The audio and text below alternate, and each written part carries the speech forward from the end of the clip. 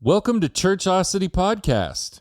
If you're looking for a place to have fun and edifying conversations about church culture, then you have landed in the right spot.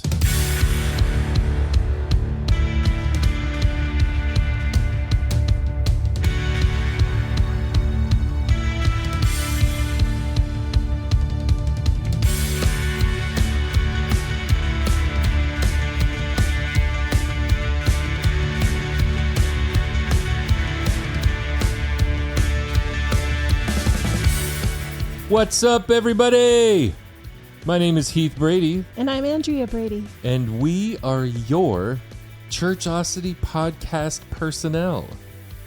Once again, coming at you. Coming at ya. So, Andy, my love. Yes, dear. I'm communicating with love. Oh, wow. Look at you jumping the gun, but in good context. Yeah. How are you doing? I'm doing all right. I got a little frog in my throat. Uh-oh. Allergies. Yeah. It's that time. I'm pressing on. Yeah. Not that I've obtained allergy-free yet, but I press on. I know, I do. I press on. Yeah, allergies. Even with all my allergy medicine, I still have a little froggy in there. A little bit. That's okay. In case anyone hears it, that's what that is. It makes you sound distinguished. Oh, does it? Yes. Does that mean old? No. It means wise. Oh, wise. Distinguished, like a cut above the rest. I see. Which you are. Thank you. My queen. Aw. Well, you and I got lots of exciting stuff going on that we'll maybe let you in on later, but let me just tell you guys. God is good, and exciting things are happening. And I'm really looking forward to seeing what the Lord's going to do. Yeah. It's pretty exciting. I also wanted to take just a quick moment here and just thank all of our Churchosity listeners and viewers.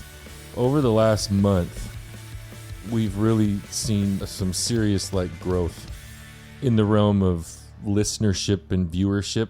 Yeah, it's been great. Yeah, and it's really neat because I know that I've jokingly said this so many times, but, whenever I sit behind this microphone, I just think, nobody really cares what we have to say. But people do, so we keep coming back because we love it, and we love being able to talk about church culture and have fun and be edifying with all of you. So thank you, all of our listeners and viewers, for making us a part of your lives. And my prayer is that we are not your primary source for biblical truth and edification, that you are plugged into your local church. Well, yeah, that would be awesome. But we are thrilled that for a brief period of time every week, you hang with us. Because without you, we wouldn't be here. I know, it's an honor, isn't it? Yes, it really, really is. So from the bottom of our hearts, we here at Churchosity, we thank you, and we're going to keep on keeping on, right, Andy? Mm-hmm. That's right. Yeah, well, you mentioned how you were doing, how you were communicating with love, and that is the next topic of conversation in our series about remarriage. Yes. But before we dive into that conversation, we want to remind all of you to please give us a rating and leave us a review, because your ratings and your reviews not only help popularize Churchosity, but they also make us a heck of a lot easier for other people to find us as well. We also want to encourage you all to check out our website. Go to churchosity.com, where you will find the home for all things Churchosity. You can listen to our episodes, read our blogs, hang out for a while, give it a gander, and don't forget to fill out the survey, because we want to hear your opinions and suggestions and stuff. So hang out a while and enjoy churchosity.com.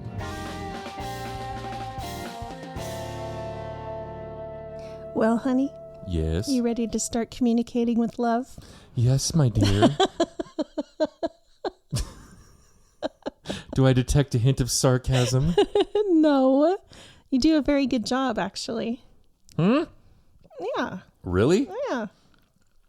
You guys heard that. I'm mean, over time, we've both worked on it. Yes. And I think that we've got some handy, helpful tips for people. Yes. And some tools. Yes. I agree. Marriage in and of itself is hard work. Mm-hmm. But in the context of remarriage, the work is considerably harder. Hmm. And I don't mean to sound overbearing or negative. I'm just being real. And if you're remarried or in the process of becoming remarried, then you know full well that it's not all rainbows and butterflies. There's a lot of work that goes into it. Mm-hmm. And probably one of the most important aspects of successfully navigating the waters of a healthy remarriage is the way that you communicate with one another. Specifically, husband and wife, but also with the kids, if there are kids involved. Mm-hmm. And if there are kids involved, then that means that there are the others involved. Oh, yes. And so there are several different layers, several different levels of communication that needs to be saturated with love. And I'm not talking about the, ooh, we're in love. I'm talking about the unconditional love, the love that only comes from Christ. Mm-hmm. Because as you mentioned previously, Andy, we can't do any of this on our own. No. Because our own efforts are what got us in the predicament that we were in the first place. Let's say we can't genuinely do this effectively. Yeah. Genuinely. Without Jesus. Authentically, yes. Yes. So on this episode, we are going to talk about several different aspects of communication with love and how it nurtures lasting bonds in Christian remarriages. Mm-hmm. Effective communication is the cornerstone of any successful marriage. Would you agree? Yeah. Ephesians chapter 4, verse 15 encourages us to speak the truth in love. Uh-oh. Yeah, notice that can be scary. Yeah, notice it didn't stop at speak the truth. In love. Honey, does this dress look good on me? Oh. Not falling into that trap. Honest and open communication, coupled with love and respect, is vital for addressing issues and building trust. Mm-hmm. Regularly discussing feelings, concerns, and expectations fosters a deeper connection between partners. Mm-hmm. Catch that. Regularly discussing feelings. Yeah. That's both partners' feelings. Mm-hmm. Yeah. Not one or the other. And expectations. Yes, and expectations. Mm-hmm. But it's interesting, in our culture, there's a stigma around men having feelings. Mm-hmm. And not just having feelings, but discussing their feelings. Because when guys get together, we love to talk about our feelings with each other, right? Well, but that's not what I mean. Yeah. What I mean is that there's this, I think you referred to it previously as the man up culture. Oh, yeah. The machismo culture. Toxic masculinity. Yes. Yeah. If I'm a guy, then I'm not supposed to be emotional. I'm not supposed to have feelings. I'm just supposed to man up, right? Well, I know a lot of men were raised that way. So it's kind of hard to let go of some of those ideas and try something new. It's very true. Very true. I think it's a lot in our generation. We're raised that way. Mm-hmm. I was raised that way. Yeah. It's really kind of interesting how complementarian our culture has raised our generation and older generations. Mm-hmm. I think it's fairly common now with younger people. I'd say maybe, in their 30s and younger, that they're more comfortable talking about their feelings. Oh, but yeah. I could be wrong, but that's from what I've seen. Well, I think you're right. Like, think of our kids. Mm-hmm. Like, they're all in their 20s and early 30s, and they have no problem telling us how they're feeling. Sometimes I wish they'd stop.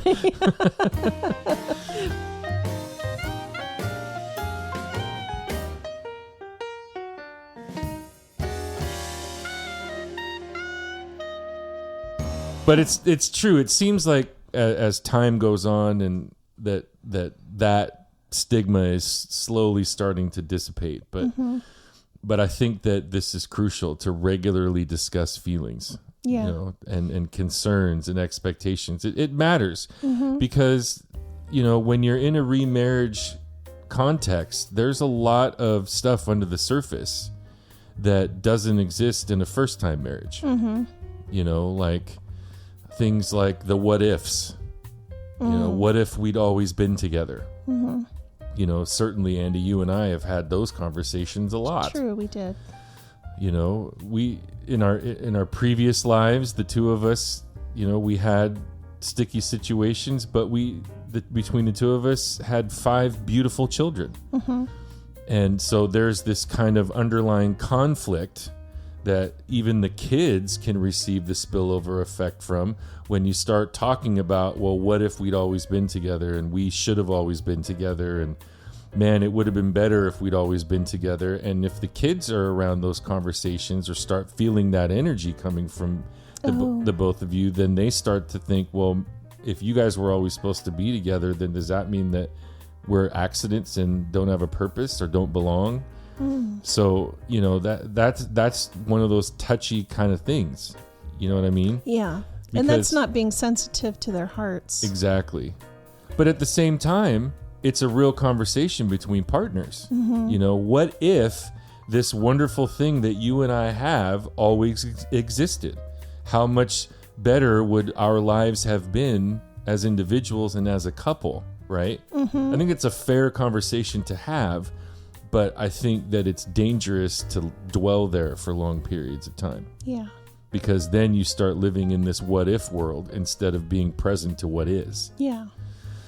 And then, of course, there's all the baggage, right? We talked about that in our last episode. Yeah. Baggage that doesn't exist in a first marriage. And that people can still have baggage from previous partners. They can. Yeah. Yeah. But, baggage ultimately leads to insecurities.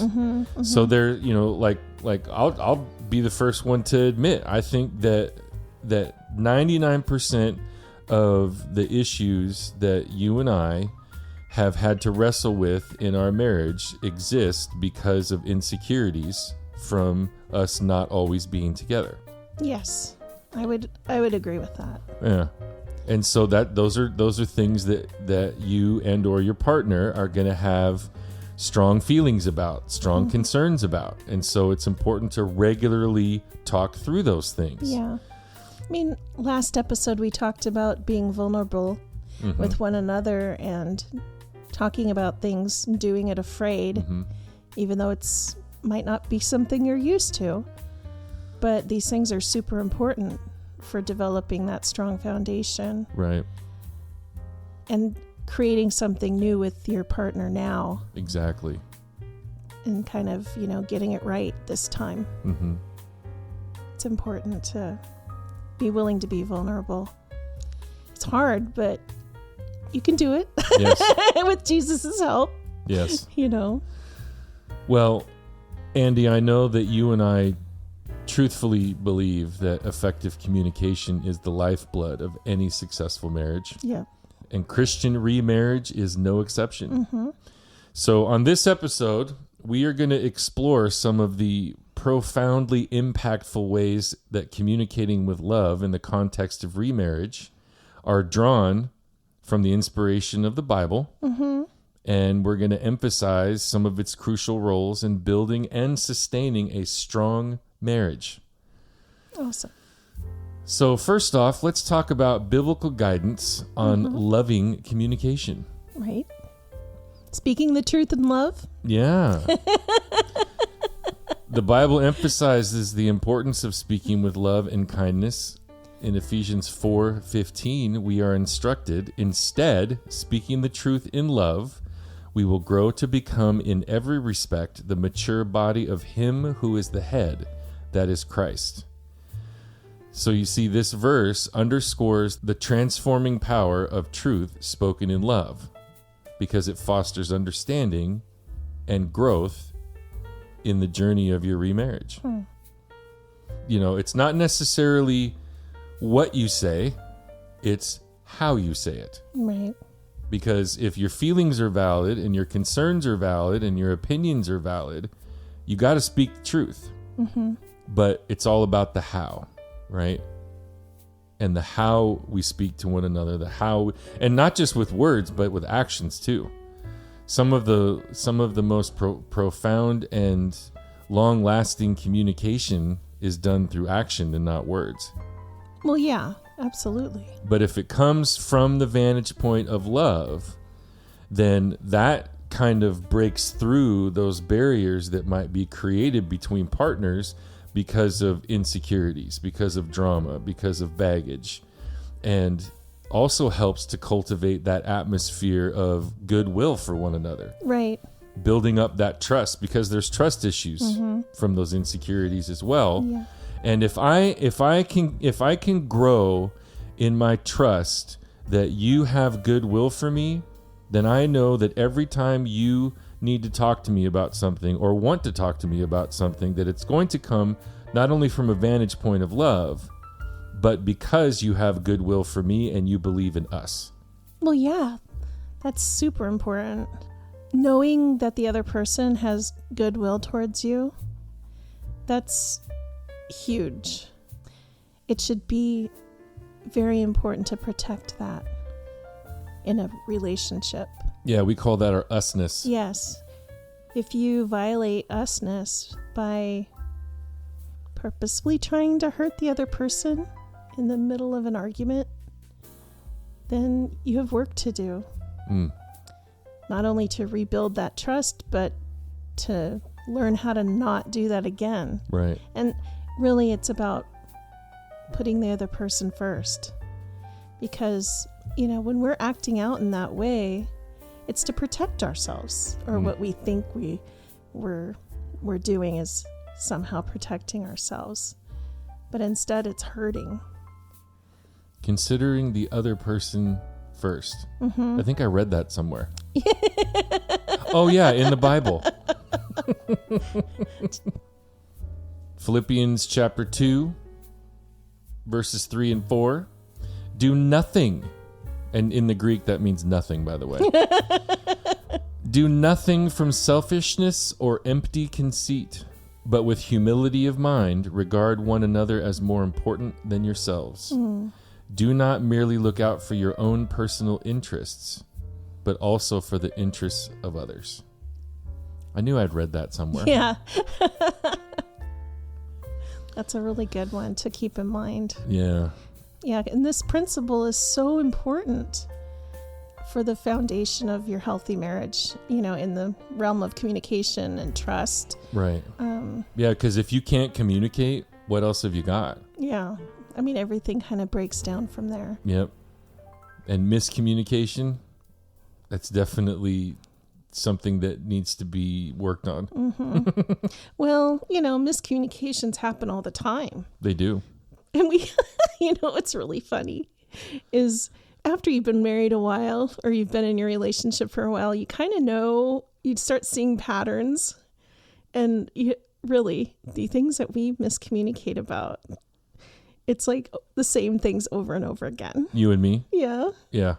And it's kind of funny. Yeah. So instead of it being something that is abrasive, it can be something that's funny instead. Yeah. Once you realize what happens. Yep. It's just kind of like, oh. It's like, honey, look at what we're arguing about.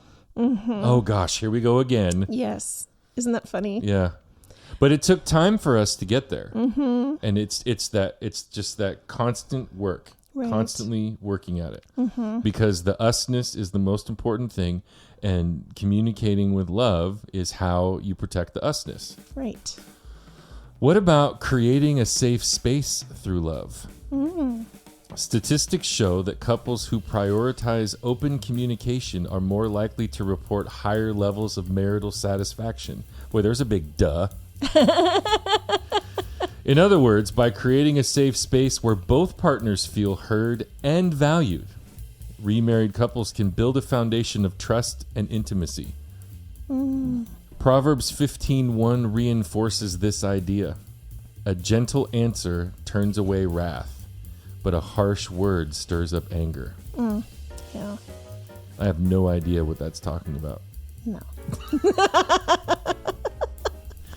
Well, I'm thinking about what you said about prioritizing your open communication. You know, I mean, most people try to have a date night, but I think every single day you should have some time where you spend with your partner just talking. Luckily, you and I both like to talk, so that's to not each a other, problem. especially. Yeah. So every morning we have coffee time, and that's when we, maybe after the first couple sips of coffee, we're ready to start communicating. And I love that so much because it gives me an opportunity to share with you my ideas and things that we've been thinking about, and you share with me. And I don't know, it really built intimacy just over the years, doing that like every day. If we don't get a chance to do it, I miss it. Yeah. Very true. Yeah. And if we don't get our time in the evening before we go to bed to sit and be together and chat and talk about whatever too. Yeah, we call that unwind time. Unwind time, yeah. I'm really blessed and fortunate to have had that demonstrated for me in the example of my grandparents, because they did the very same thing. Like literally every single morning, my grandparents would get up and have breakfast and talk, and they would have devotions and pray, and then at night they would hang out together also. And I, as a kid, I just thought, man, someday when I get married, I want to do this very same thing. Because my grandparents, it was gross, but they were so crazy in love with each other. And now at the age that we're at, and that's what we're doing, man, like, I know. Seriously. I'd be sad if you and I had a relationship where we didn't get to talk much during the day, and I had to wait until our date night to hang out and talk. I mean, some people might be able to to be okay with that, but I don't think I personally could be okay with that. You remember early on in our marriage, we were like talking all day long while I was at work because I had a Bluetooth back then. And eventually it got to the point where I wasn't being very productive because I was talking with you so much. And I had to come home and tell you, honey, we can't talk except for on my breaks because it's distracting me. And remember how like upsetting that was, that we couldn't talk like all day long anymore? Yeah, I know. It was so funny. But it just made the unwind time even more special because I would come home and we'd have a cup of coffee and sit on the couch and have unwind time. So it was really cool. Yeah. Talk about each other's day and, whatever. Very cool, huh? Yep. And we're talking about a safe space also here. Yeah. So the fortress of solitude. Yes. Yeah. Having that safe space with your partner to be able to talk and know that whatever you say, you're saying in love and not from a vantage point of selfishness, and that it's going to be received well. Hopefully. Yep. Because changing the filter, well, we've talked about bruises. Yes. So if you're listening to your partner and they're starting to sound like somebody else that you may not want to be thinking about, we have to realize that person they're not the same person. They just poked a bruise. And realizing, they don't have ill will toward you. That's like changing the filter through which you hear and observe your partner. Yep. Putting on a different set of glasses, seeing them in a different light. That's changing the filter.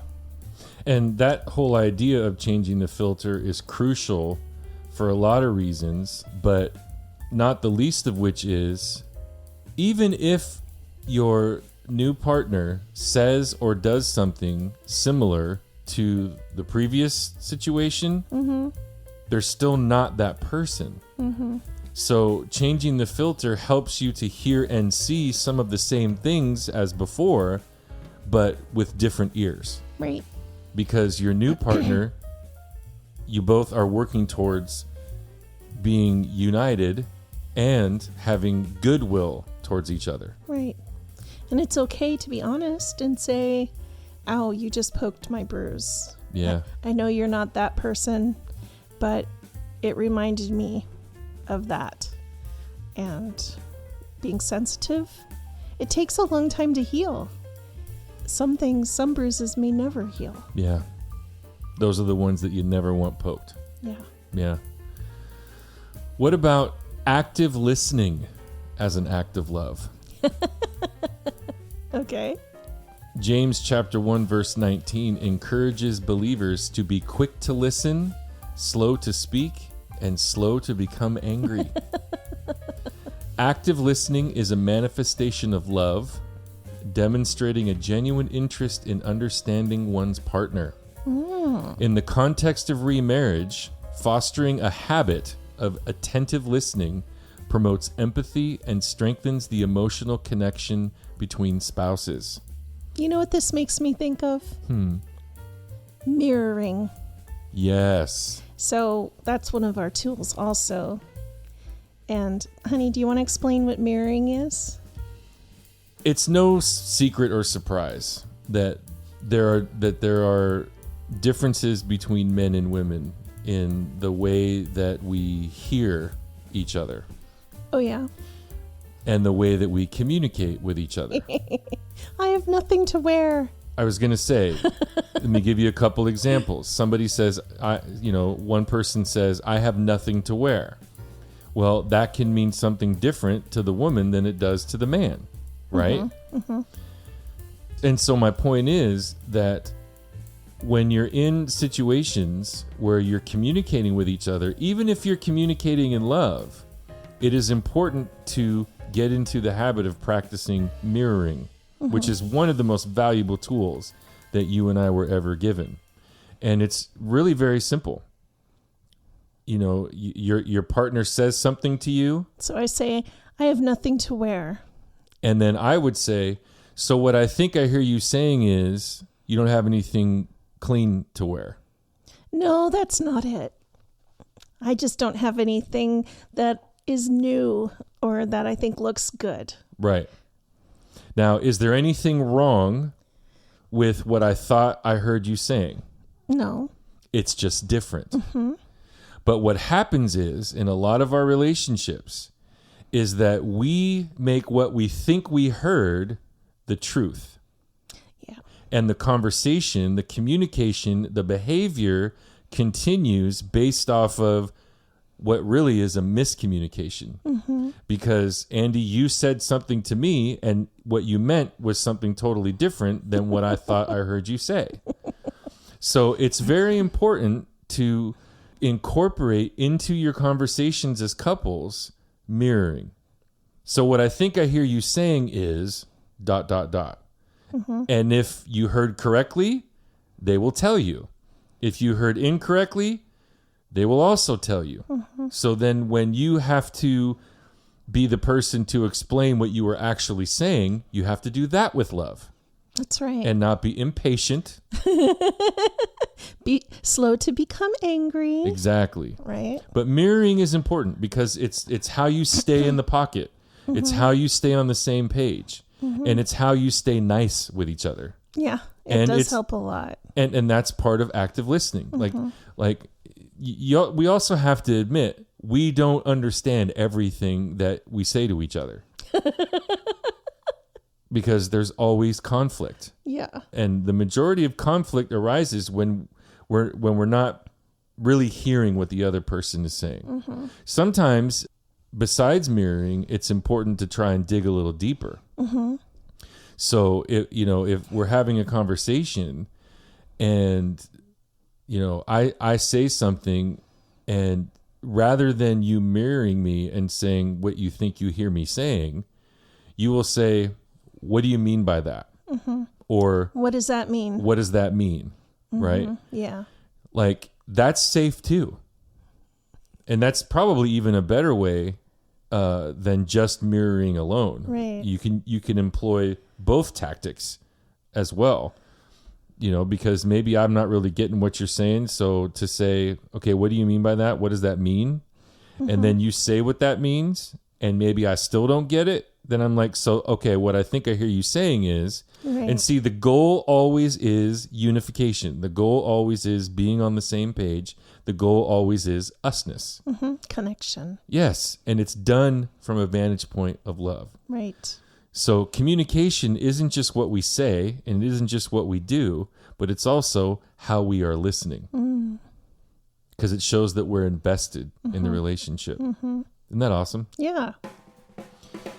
What about choosing your words wisely? And I'm not talking about walking on eggshells. No. Proverbs chapter 18, verse 21 says, "The tongue has the power of life and death." Yeah. In remarriage, the choice of words is pivotal. Using words that uplift and encourage, even in moments of disagreement, contributes to a positive atmosphere. Couples should, I would argue must, strive to express themselves honestly, yet constructively, ensuring that their words build up rather than tear down. Mm-hmm. And like I said, that doesn't mean walking on eggshells. You still have to communicate. There's always several ways to say something. Oh, yeah. So many different ways. Yeah. Yeah. Like, how could you say this better? Right. Yeah. Sometimes it's not necessarily walking on eggshells, but it's also choosing words wisely. Sometimes we just blather out whatever we're thinking without any kind of filter at all, and it's just a big mistake sometimes. Mm-hmm. Yeah. Because, we're selfish. Yeah. And I think that if you don't take into consideration the other person's heart when you're talking, you're not choosing your words wisely. Yeah. They're just, flowing free. And sometimes it merits a timeout, calling a timeout on the conversation. Yeah. Or if it's not too heated yet, you could say something like, okay, why don't you try saying that differently? Mm-hmm. But that's all part of the changing the filter and mirroring and digging a little deeper. Like, that's all part of that because it's a process, right? Yeah. You don't know all of the wise words to choose at the beginning. No. So you're going to poke bruises and you're going to be impatient and you're going to be feeling inadequate and not good enough and, like all of the things, right? Because of all of that baggage and all of the insecurities and all of the trust issues and drama and everything that goes into the creation of those bruises. But over time, you learn each other's bruises, you learn each other's habits, you learn, what buttons not to push. Well, how to protect the other person's heart. Exactly. One of the things that, Andy, you and I have had to learn to choose our words wisely about are things that we like to call the wussies. Okay. We've nicknamed those voices in your head that create those what ifs and the insecurities and all that. We call them the workers of Satan or wussies for short. Right. Because they those contribute to so many negative thoughts, which translate into negative actions. Mm-hmm. It feeds the insecurities. It feeds the insecurities in a big way. Would you agree? Mm-hmm. Yeah. Yeah. Prayer. Yeah. Praying for guidance in communication. Mm-hmm. Philippians chapter 4, verses 6 and 7 encourages believers to not be anxious about anything, but in every situation, and in the Greek, it's every. In every situation, by prayer and petition, which means to do it over and over and over again, with thanksgiving. Mm-hmm. Don't forget that. Yep. Present your requests to God, and the peace of God, which transcends all understanding, will guard your hearts and your minds in Christ Jesus. Such great verses. Yeah. And I think that those are two of the most powerful verses in all of Scripture, and yet it's the two that we probably employ the least in our culture. I mean, yeah. Because after all, if we're seeking God's guidance through prayer and communication, it can bring wisdom, patience, and a sense of peace to remarried couples. Yeah. Involving the Lord in your marriage on every level. You mean to tell me that it's important to involve the Lord in how we communicate with each other? Yes. Don't you think he would bless that? Yeah. Yeah. I don't know why we have prayer as the last bullet point underneath this subject. It should have been the first one. Yeah. Well, kind of wrap it up on a good, on a new, I guess so, yeah.